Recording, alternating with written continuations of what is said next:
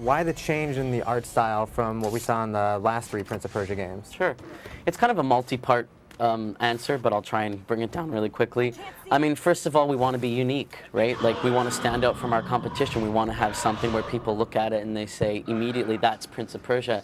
And, you know, I think we can say we've succeeded there. You see a screenshot of this game in action, particularly if you see a clip of it in action, and you know that it's Prince of Persia. And so that's really good for us because it gives us that sort of unique visual identity. Second of all, we've got a fantasy game. It's a fantasy world. There's fantasy creatures. There's magical powers. It's a fantasy storyline. So we didn't want to try and kind of shoehorn that into a realistic look and feel. It didn't feel like they gelled very well. Whereas having a more stylized artistic direction seemed to dovetail very nicely with the fact that we had a fantasy universe.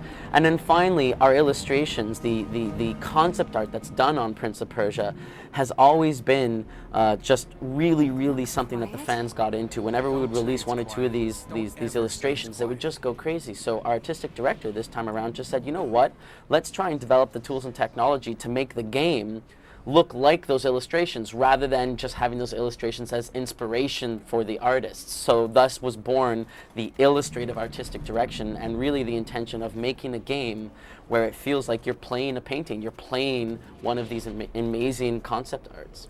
Right, and what Tomas is showing right now is the fact that you can actually go a lot of different ways, correct, to get to the next part of the game. Yeah, exactly. So looking in the background, Tom, I'll just kind of show them the windmills there a little bit.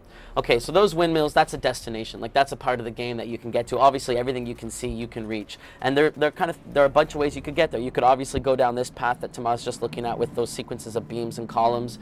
If you turn around, Tomas, and go back the other way, we could go along this other way here, backwards. We could go back the way we just came and wrap around a completely other direction. We could go along this way. There's a series of poles and columns, etc. You know, you really, as the player, have a choice this time around in Prince of Persia. How do you want to navigate through the world? And of course, depending on how the choices that you take, do I go left, do I go right, do I go back, etc., that's going to then translate into gameplay differences, and that's also going to translate into story differences, so that you and I, when we are comparing the game at 6 hours through, won't have had exactly the same experience, and therefore hopefully it'll encourage replayability and discussion and all sorts of cool stuff. Cool. And then one of the other big changes is for the last 3 Prince of Persia games, you guys were kind of throwing a lot of enemies at the prince at once. This game is all one-on-one combat, or I guess you could call it one-on-two with Elika. Yeah, 2-on-1, yeah. Why did you decide to do that? God, again, multi-part answer. One big part was there was a lot of competition in the many-on-one area in the action-adventure genre. I mean, I don't have to list all the games that went down that route, but there's a lot of them, and they do it well. But it was another area where we weren't really going to be able to kind of stand out as unique, which we really wanted to do. So one reason for doing it was just because we wanted to make sure that our combat system was unique, it was ours, and that other people looked at that and said, hey, you know what, maybe we can draw inspiration from that. Another reason is because it fits very well with the type of character we're creating here. This is not your Kratos who's going to just slaughter through thousands of enemies and then flex at the end of it. I mean, this guy is a sort of Shades of Grey type character. He's fallible. He's got his his strong points and his weak points, etc. And we want him to be more human.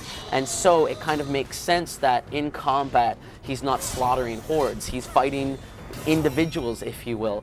And then finally, we really like that sense of urgency that comes from a fight feeling like a boss battle, whether it is a boss like this character happens to be, or a more generic enemy. We want those close camera cuts, those dramatic moments that really make you feel that sense of danger, that sense of urgency, so that when you overcome that challenge, you pat yourself on the back and you feel good about it.